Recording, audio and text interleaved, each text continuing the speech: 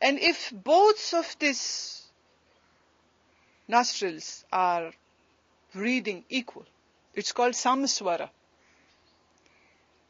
Samswara or shunyaswara.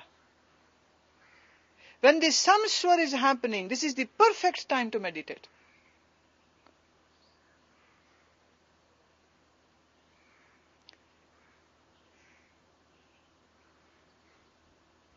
The Swara Yoga talks about how we can manipulate our breaths. And by manipulations of this breath, according to the activity, if we activate our left or right nostril, breathing, it will have a direct effect on our work, and it will have a direct effect on your mind. And now, you will hold the key. More and more concentrated, more and more consolidated mind, more and more meditative mind. Now these three things are the very perfect stages where you receive the higher knowledge from within. Buddha used to say this. If anyone would approach him with a question, he won't just answer straight away. He would say, okay, wait, stay with me for 1 year.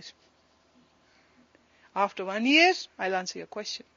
See, it was not that easy. You email your question and Gurumaa answers. It wasn't that easy. You have to stay with the master. Now, can you imagine living with the master for full 1 year? The people would get transformed. Meditating day and night, listening to Buddha, seeing him. And seeing the Buddha was in itself a great, great meditation. The way he would sit, talk, walk, eat, sleep. Never ever for a single moment you will find him unaware. It is said that once a fly sat on his shoulder and he moved his arm to shoo the fly away. After a moment, there was no fly on his shoulder, but he still moved his arm. Ananda was perplexed. He couldn't stop from asking. He said, Master, why? There's no fly. Why do you move your arm? Buddha said, when I moved my arm for the first time, I was not that fully aware. It was a reflex action. See, a bee is buzzing in your ear, or a mosquito is singing in your ear. You won't, take a second. You'll just rush away or just smack it. Buddha said, the first time when I moved my arm, I was not that aware, and the second time, I know there was no fly, but yet I moved my arm, teaching myself, this is the way to do it. This is the way to do it. Even a simplest chore of shooing the fly away is being done with awareness, then what to say about his other activities? 1 year, the person is supposed to live there with the Buddha. Wherever he goes, you go. Wherever he sits, you sit. And but natural, the Buddha used to beg for his food, and so did all the other bhikkhus. What would these people do? Somewhere they have to accompany them as a shravak.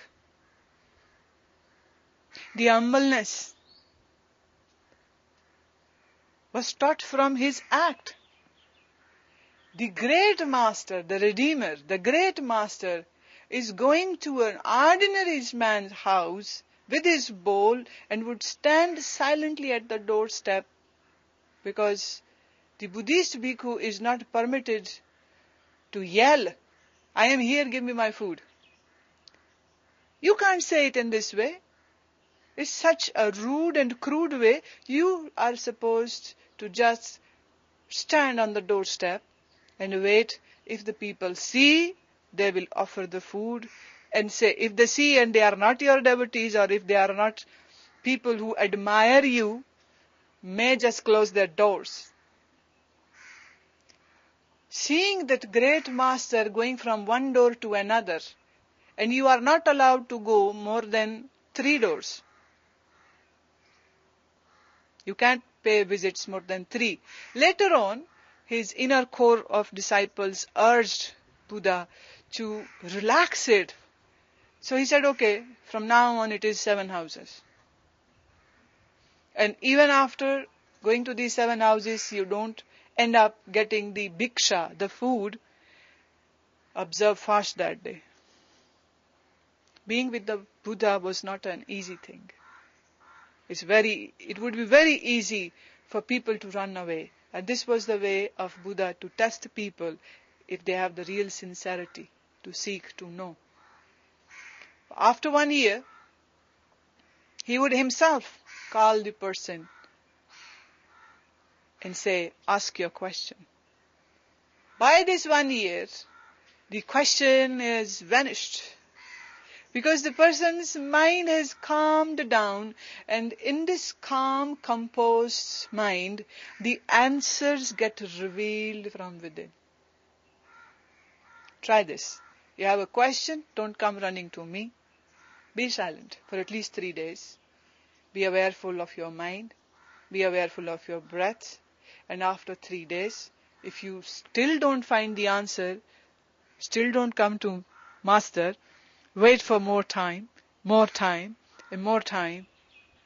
And I won't be surprised that within the span of 1 month, every difficult question will get answered. People don't have patience, tolerance. The urge to know is so shallow that it's just like itch. You have an itch, then you have to scratch. You can't postpone it. And questions are itch of the mind. The itch is happening in the mind, so you want the answer. And the answer has to be instant. But Buddha gave a beautiful secret. He said, just be calm, be silent. And if you want answer from me, then stay 1 year with me. And if you want the answer from yourself, then go within. The last statement which he gave on his deathbed was, Appadipo Bhava, be a lamp unto yourself. Be a light unto yourself. No one can dispel your darkness. You can. So don't be dependent on anyone. Even the master is pointing.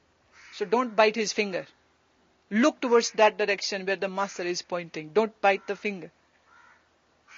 If the master points towards the moon, then his intention is that you should look towards that luscious moon and enjoy the rays and the cool and the calm demure of moon.